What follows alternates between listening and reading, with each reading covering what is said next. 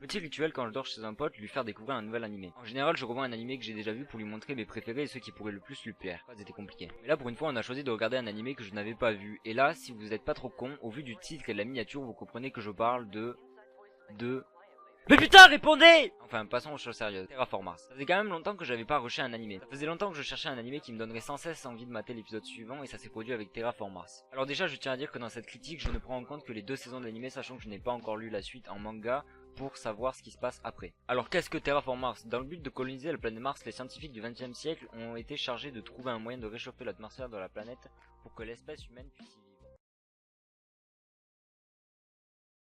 Alors déjà j'ai une question en japonais, vous allez chercher où vos idées d'animé, mais bon, j'avoue que l'idée est bonne. Donc au final pourquoi, pour moi, Terraform Mars est un bon animé dans son genre? Eh bien tout réside dans son récit, j'ai toujours à la fin d'un épisode eu envie de savoir la suite, comment ils allaient se sortir de telle situation, comment ils allaient expliquer l'autre, parce qu'il n'y a pas que les combats qui peuvent être intéressants. On peut se poser plein de questions, pourquoi les cafards ont-ils autant évolué? Pourquoi les cafards sont aussi intelligents? Les cafards me font un peu penser aux titans dans Zinka, regardez leur tête, wesh. Ils sont hyper flippants, tu sais pas à quoi ils pensent. Et tout réside aussi dans une autre part, dans les personnages et leur développement. Pour un peu spoiler sans trop en dire, au début de l'anime on voit un personnage mourir et à la base tu penses pas qu'elle va mourir. Puis il y a ce moment où elle meurt et tu vois son passé, sa vie, ses sentiments et là t'es pas bien. Puis t'as les OST qui arrivent et qui te mettent un petit coup dans la nuque en plus. Et hop t'as les larmes aux yeux et j'ai trouvé ça très fort. Mais pareil pour les autres personnages, j'ai rarement vu un animé qui me présentait autant de flashbacks et d'histoires de personnages différents sans que ça me casse trop les couilles et que ça me gêne dans le récit principal. Je suis toujours intéressé aux personnages, leur vie, leurs intentions, etc.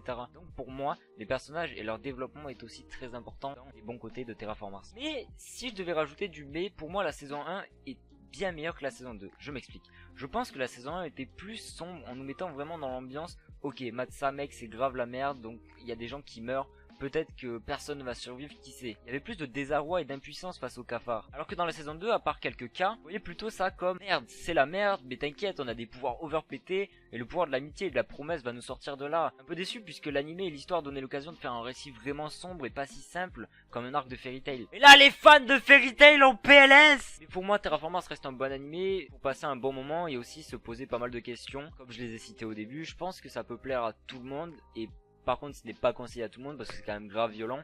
Heureusement que j'ai trouvé une version non censurée parce que j'ai vu les épisodes censurés, c'est bien dégueulasse la censure qu'ils ont fait.